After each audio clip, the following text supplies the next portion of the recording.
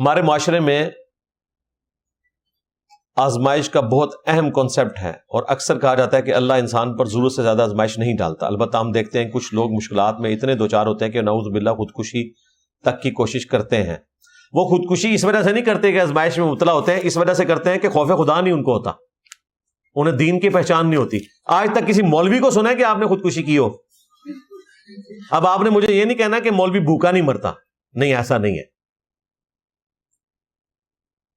یہ چند ایک مولوی ہیں جو عیاشی کی زندگی گزار رہے ہیں، ورنہ دو وقت کی روٹی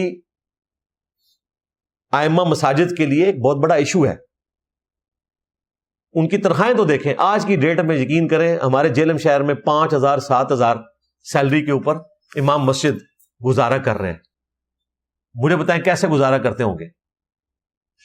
بجلی کا بل جو ہے وہ مسجد کے ساتھ اٹیچ ہوتا ہے تو وہ بچ جاتے ہیں، پانی وہاں سے مل جاتا ہے، لیکن روٹی پانی کیا پوری ہو سکتی ہے 5-7 ہزار میں؟ پھر بےچارے ٹیوشنیں پڑھاتے ہیں، اتنی مشکل سے سب کچھ کرتے ہیں، لیکن خودکشی نہیں کرتے، کیونکہ ایٹ لیسٹ اپنی ساری کمزوریوں کے باوجود ایک دیندار بندے کو یہ سمجھ ہے کہ خودکشی میں نے کی تو میں مارا گیا۔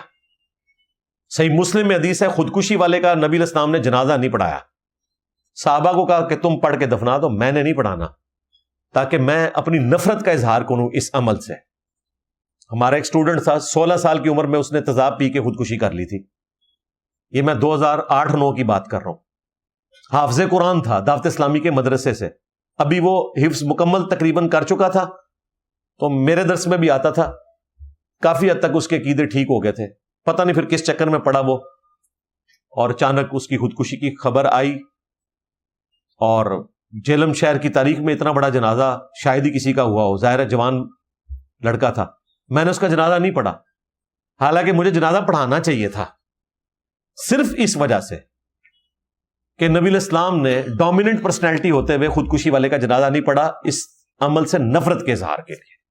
تو جو دیندار بندہ ہے وہ خودکشی نہیں کرتا، یہ سارے بیچارے دنیا بھی خراب ہوئی ہوتی ہے تو دین بھی ان کو کوئی سمجھ نہیں ہوتی۔ اب مجھے بتائیں، چلیں ان کو تو چھوڑیں، غربت کی وجہ سے جو خودکشی کر رہے ہیں، جو یہ عشق مشوقی کے چکر میں کر رہے ہیں خودکشی، وہ کیا مجبور ہوئے میں؟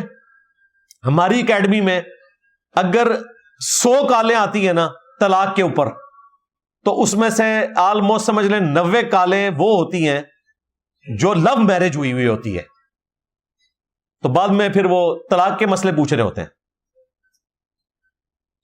پہلے تو وہ سمجھتے ہیں کہ میں تو جان دے دوں گا، چاند توڑ کے لے آؤں گا، تارے توڑ کے لے آؤں گا،